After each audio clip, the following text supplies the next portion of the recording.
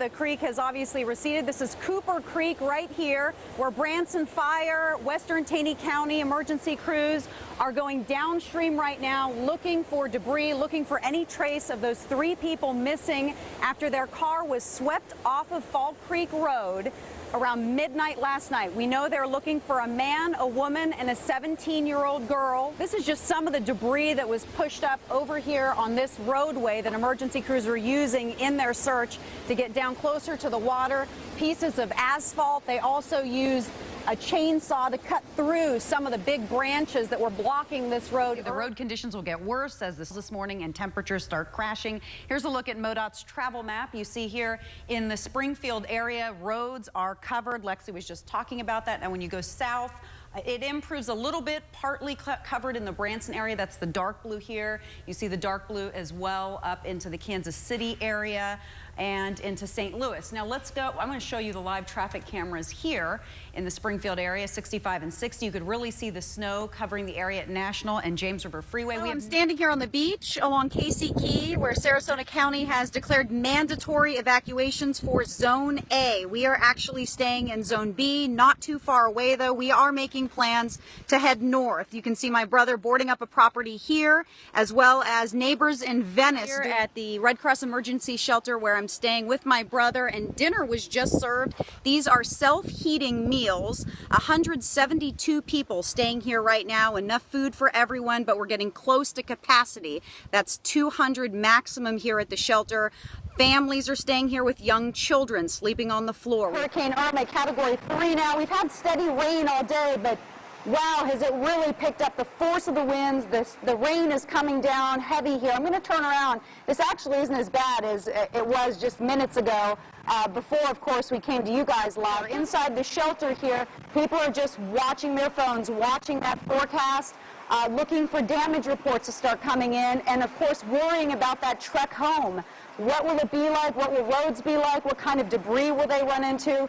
And what will they find when they get there? And look at the size of this palm tree just off the highway, about a 35-foot tall palm tree taken down by Hurricane Irma. I talked to Sarasota County officials who say 90% of the Siesta Key area is without power. Look at the damage to this marina here. You can see some of the metal roofing just twisted and peeled back.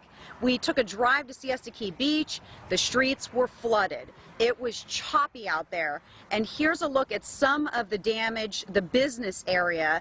You could see the carport here mangled, some of it stripped off and thrown across the street. And as we were driving, we just kept seeing this tree after tree stripped down, and right on the street, all of that debris. Gas in short supply. But at the end of the day, a beautiful sunset and a symbolic sign of relief from people here who really expected Hurricane Irma to deal a much more devastating blow. You'll recognize this structure behind me here. It's the location of that eerie video of when the water got sucked out ahead of Hurricane Irma. It's the Venice Pier. Here's a look at it. Sarasota County officials have not been able to inspect it yet to ensure that it's safe and stable for the public to go on and walk out that boardwalk and take those pictures, hang out there. So right now it is off limits to the public, but people can still access the beach. And that's exactly what people are doing out here, getting some fresh air after being stuck inside for days. Let's talk about the power situation. Florida Power and Light estimates it won't be until September 22nd, that's next Friday, until power is restored to this area. So people are out here taking pictures. Boil orders still in effect, but on the horizon, some hope. Businesses are starting to reopen, and starting today, Convoy of Hope is about to mobilize new emergency operations in the Fort Myers area. Breaking news, an overnight fire in Springfield. The Red Cross is now helping 150 people without a place to stay. This is a live look, an aerial view of the mobile home park about a half hour from the school right now. We aren't hearing how this location is connected to that shooting, but agents are on the scene. You can see a news crew right here. Anthony Rizzo graduated from the high school, and Rizzo tweeted, I'm going to highlight this for you right here, Parkland and Coral Springs, please stay strong. This is out of control. You need to take a closer look at the person's profile. Look for inconsistencies in their information. Do their pictures match their story? And don't let your heart lead you into a money trap. We're doing a special series to break the silence surrounding suicide. If you need help, we have the crisis hotline numbers running right now. So far this year, at least 8 teenagers and young adults in their 20s have taken their own lives in Greene County. The youngest, 13 years old. Grieving parents say we need to educate the public about severe depression and the challenges in treating mental illness. Tonight, we bring you one family's story about their son's fight for years to stay alive and the journal holding his final words.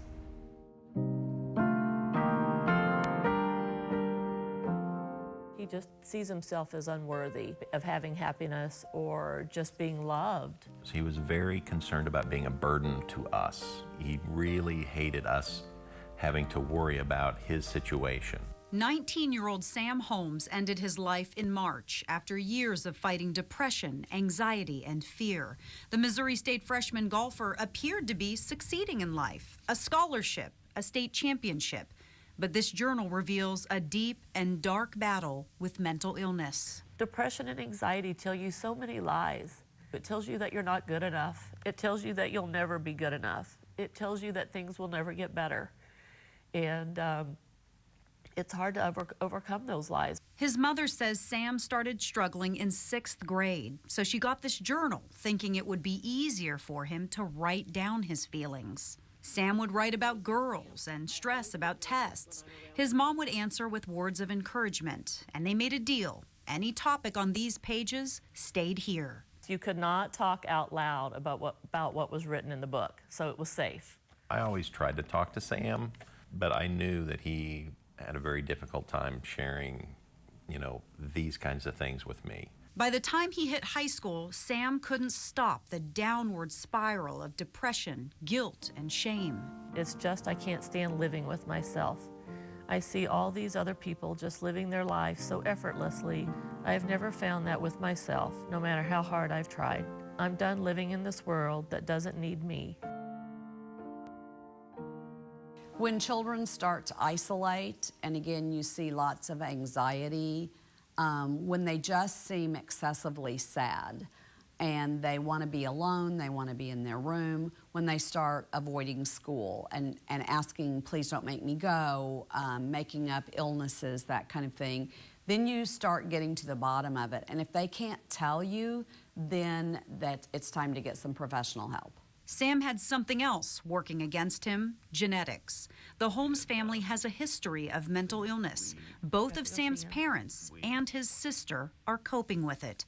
Even with counseling and different medications, Sam slipped further into isolation. He had stopped being able to tell us he loved us. And hugging, he couldn't hug us either. And I think he didn't tell us he loved us because he knew he was going to do this. It would be too hard to let go. The emotional pain even tormented Sam's sleep with nightmares that woke him up in a sweat. My greatest fear is tomorrow. I dread waking up or thinking about the future. If they can't look forward to something, what they're telling you is life every day is so painful for me that I don't want to be here, that's a massive red flag. My husband and I, we never got a note. The hit Netflix series 13 Reasons Why put a spotlight on suicide. Hey, it's Hannah. And ignited a firestorm on social media. Dr. Karen Scott says we need to use the attention as an education opportunity. I think you have to assume they are going to watch it. And I think you talk about it. I don't think that series glamorizes suicide, but it glamorizes the idea of getting back at people who have hurt you. You're one of the reasons why. And I think you've got to counter that with who really loses. Sam's parents found the journal and his final goodbye in his room. I hope my family forgives me. There's just no point to keep living like this. Thank you to everyone that loved me. I loved you. I don't want people to see Sam as a quitter. He was brave. Really, he was brave to last as long as he did. Today, Sam's mother talked to students at Nixa High School. It was her first time talking to students about her son's death, and the timing made that extremely difficult. Sam would have turned 20 years old tomorrow. Imagine knowing your child is fighting severe depression, but you have to wait weeks to get results from medications. Medications with some serious side effects. Gage Cobal's parents got him counseling and even did genetic testing in their search to find something to help their son. Now they're calling for better access to mental health care and urging other parents to be proactive in spotting emotional issues in their children. Gage was a very caring young man. He took care of people that needed to be taken care of. He tutored kids younger than him. He helped me coach younger kids in basketball and baseball. He was always looking out for people that needed help. He worked with special needs students at the high school during his study hour. Instead of working on homework, he volunteered to work with the special needs children. 15-year-old Gage Cobal had a big heart and a generous spirit. He played percussion in the Nixa High School band. The sophomore loved music and also made it his mission to rescue animals, like his cat. But one cause Gage kept close to his heart. He was growing his hair to cut it for Locks of Love. And that was one of the last things that he did. He cut it, he left a note, and said, make sure that this goes for Locks of Love. Gage's father says his son started having panic attacks as young as 5 years old. He had anxiety, real bad anxiety attacks. He was on medication. He was seeing a counselor regularly. Gage took medications to ease that anxiety and depression. He even got DNA testing to see which drugs might be more effective. But as Gage got older, his father says the emotional struggle became more difficult to discuss. They can't hear you. Sometimes they can't see you. You can't shake a 15-year-old boy by the shoulders and say, what are you depressed about? You have nothing to be depressed about. They can't hear or see that. In many cases of severe depression, medication is prescribed, like Zoloft, Prozac, or Lexapro. Some parents are reluctant to give their kids medication because of this, the side effects, including what's called a black box warning. That's right here. A risk of increased suicidal thoughts or actions. And psychiatrists say sometimes it can take 4 to 6 weeks to see any benefits from that medication. Dr. Subodh Jan says when a child is put on medication with potentially severe side effects, a counselor will closely monitor that patient. He says demand for care is increasing, but we're dealing with a shortage of psychiatrists. Absolutely. There is no doubt about that. Mental health need is increasing day by day.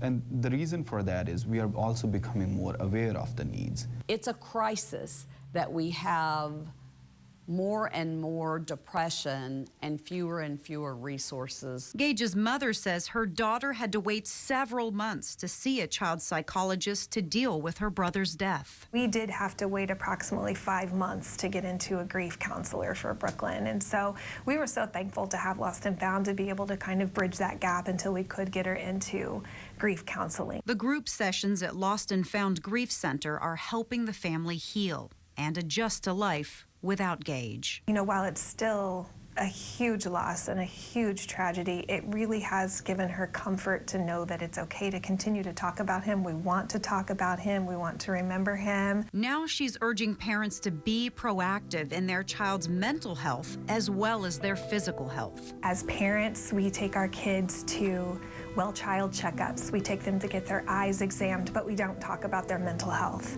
And I really feel like mental health should be a part of their discussion before they enter to school. The tragedy of losing Gage ended with hope for 8 people, 8 lives saved in the teen's final gift as an organ donor. Out of something so terrible, that something good can come from it and that people's lives could be changed. That's pretty important. And really that's been a great thing to hold on to. That was the essence of him. He was just a really great kid. Dr. Subodh with Burrell Behavioral Health says a child suffering from severe depression needs family support, consistent counseling, and medication to treat that chemical imbalance in the brain. He says we need to stop the stigma surrounding mental illness so it doesn't keep people from getting treatment right away. Again, if you need help, we have the crisis numbers and information about Lost and Found Grief Center on our websites and Facebook pages.